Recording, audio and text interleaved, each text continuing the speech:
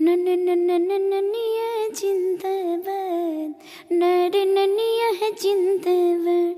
नन ला ला ला ला ला ला ला धर धर के वर्ष चल चल भैया बोली ला। अरे छोड़ छोड़ ओहो चलते न बने आदिशक्ति फिल्म्स नकारी बरिया रे जी तू रब पिचकारी जी के जाल फेकम रउआ के तन न फंसे ये बरारी जी ए महंगा पलहंगा न लटाई घाटा लग जाई भाव उचित बताई छौ बहनी कराई ताजतन रुपया कहबू तोहके ओतने रुपया दे सुन साली हो अब हवा ऐसे पसेरी 2 रुपया हो 2 रुपया 2 रुपया हो 2 रुपया चोली रंगाई दे 2 रुपया हो चोली रंगाई दे 2 रुपया हो साया रंगाई पौने 2 रुपया चोली रंगाई दे 2 रुपया रे साया रंगाई पौने 2 रुपया आया विवेक जी तनी बेंजू पेरी तो चोख पे चुकारी से खोदी जन पतना जन जाइया जे जागे कि जाना वहाँ जाइया जे जागे तो हट दोसरा के धनवा जन वहाँ जाइया जे जागे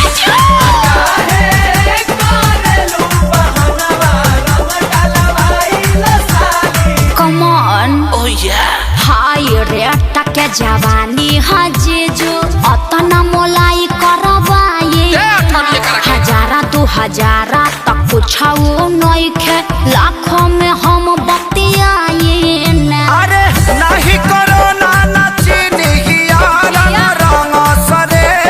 ई तो होली के भेकसी नहीं उड़ी बाबा रंग सरे ई तो खपेरा मसी नहीं दोसर दुआर जाके देखी ओनिया रंग फेंकी छिट्टा माल ना भेटाई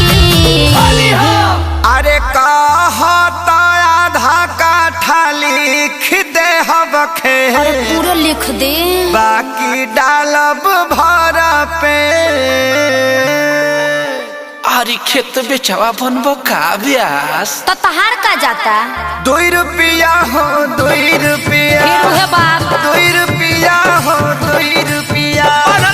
चोली रंगाई दे हो 2 रुपया हो No. चोली रंगाई दे हो 2 रुपया साया रंगाई पौने 2 रुपया चोली रंगाई दे हो 2 रुपया रे साया रंगाई पौने 2 रुपया अरे जीजा जी हरा सोहरा है बारी सबके खजानावा करब हजी जहाँ तू ने हम अरे कौन पाके फेंकत रे एकरा बहिन का बढ़िया देव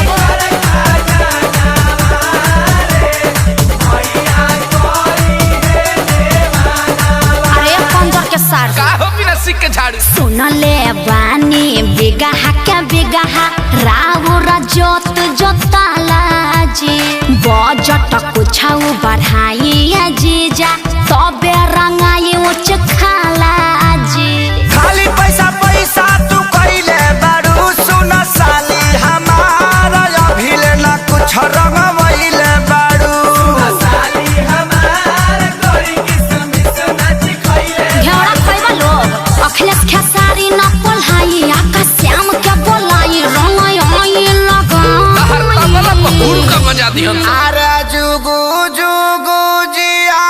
साली लाख बारी आहोली खेले गइलू सी आये जीजा जी खूब जियत रही अपने ढारत रही अपने पियत रही तहार के पी है 10 टकियावा दी ना बाल्टन के आओ अभा 2 रुपया हो दे हम 2 रुपया 2 रुपया हो दे हम 2 हाँ रुपया तो वो दे ये दे चोली रंगाई दे हम 2 रुपया हो चोली रंगाई दे हम 2 रुपया हो साया रंगाई पौने 2 रुपया कौन फेंकत रे अपना बहिनिया को फेंकत